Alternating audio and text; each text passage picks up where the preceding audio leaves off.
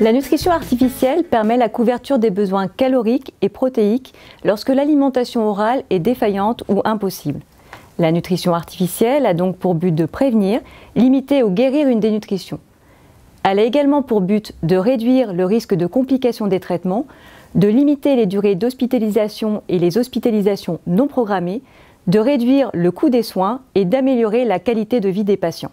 Dans le cadre des parcours de soins en cancérologie ORL, le patient doit être informé précocement de la possibilité de recours à la nutrition artificielle du fait du risque de difficultés alimentaires et en particulier de dysphagie.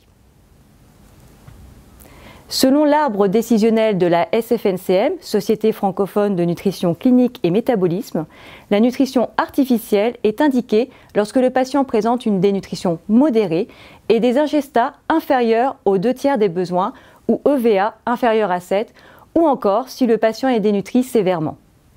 La nutrition artificielle peut être proposée au patient pour le soulager de douleurs majeures et difficilement contrôlées lors de l'alimentation, ou si le patient décrit des repas longs et pénibles devenant insupportables.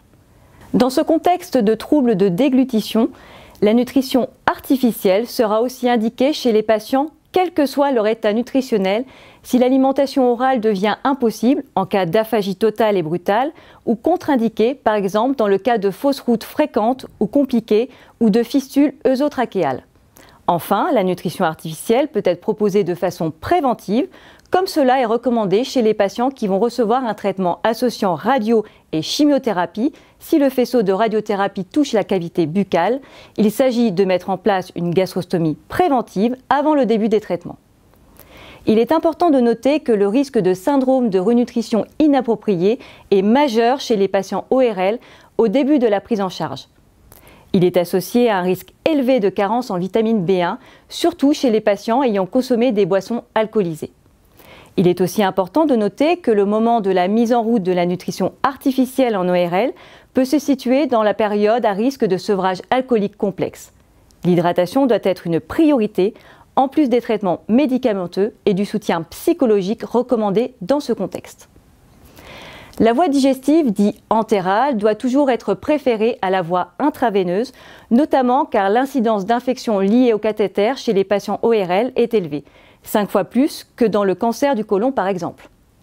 Les troubles de la déglutition ne sont pas une contre-indication à la nutrition entérale à condition que le patient n'ait pas de troubles de conscience. Lorsque la nutrition entérale excelle ou devrait excéder 30 jours, la mise en place d'une gastrostomie doit être proposée.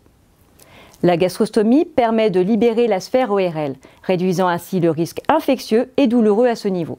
Elle permet une meilleure pratique de la rééducation orthophonique.